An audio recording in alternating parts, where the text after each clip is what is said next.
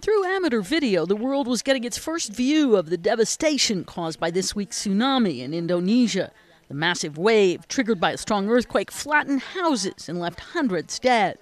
Helicopters carrying supplies and emergency teams finally started coming in days after the tsunami struck the remote islands, arriving to an area where huge swaths of land remained underwater and wreckage was strewn over the ground. An aerial view showed a barren landscape, with palm trees toppled in many places. On the ground, crews were struggling to bury the dead. Corpses were littering roads and beaches. The toll was expected to mount, and hundreds more body bags were being sent in. Indonesian Vice President Budiono flew in, paying a visit to inspect the damage and rally the spirits of the survivors.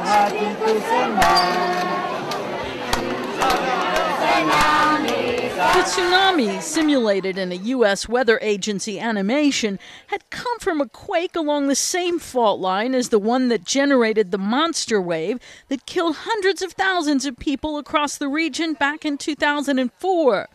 Meanwhile, hundreds of miles to the east, residents of central Java were still trying to cope with the continuing eruption of the volcano on Mount Merapi. The ash floating down was settling to leave a thick coating on everything that wasn't moving. Dozens were killed, including an 83-year-old man who'd considered himself to be the mountain's spiritual caretaker. The injured, those suffering from burns and breathing difficulties, were getting medical treatment, and everyone was hoping the eruption was easing the pressure to avert the collapse of the lava dome perched on the crater. That could trigger an avalanche of molten lava and debris, along with blasts of blistering gas. Karen Sloan, The Associated Press.